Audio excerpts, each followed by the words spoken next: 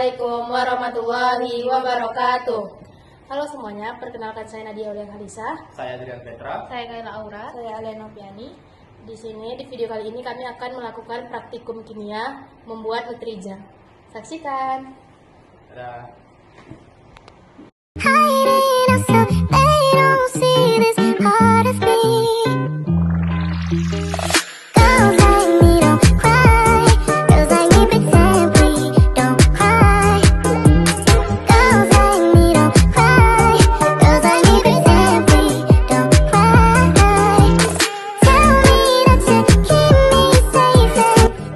Koloid adalah jenis campuran heterogen yang terbentuk karena adanya dispersi, suatu zat ke dalam zat lain yang dicampurkan.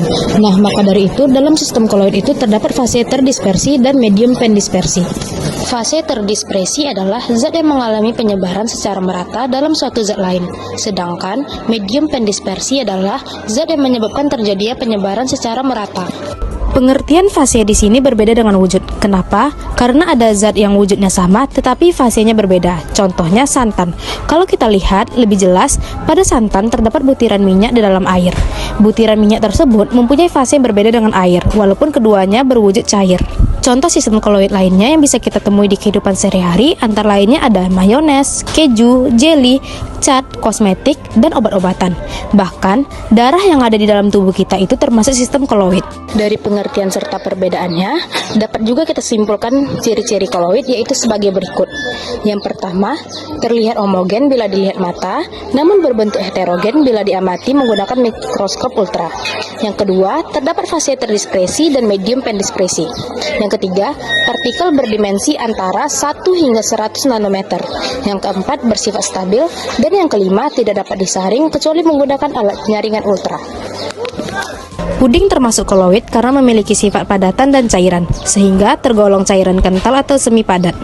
Zat puding merupakan sistem koloid yang fase terdispersinya berupa cairan, sedangkan fase pendispersinya berupa zat padat. Puding menunjukkan karakteristik padatan dan cairan, sehingga tergolong cairan kental atau zat semi padat suspensi koloid. Puding merupakan salah satu jenis hidangan penutup atau sebagai makanan pencuci mulut atau dessert yang pada umumnya disajikan pada akhir suatu jamuan makan.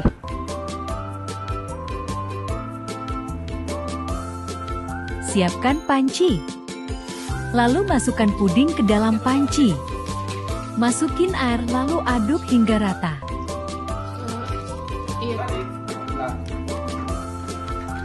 Matikan api, tuang adonan ke dalam cetakan puding.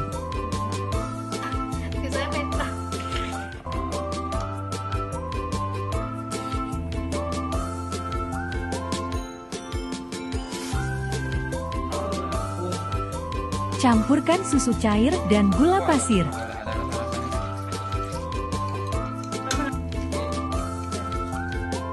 Campurkan tepung maizena.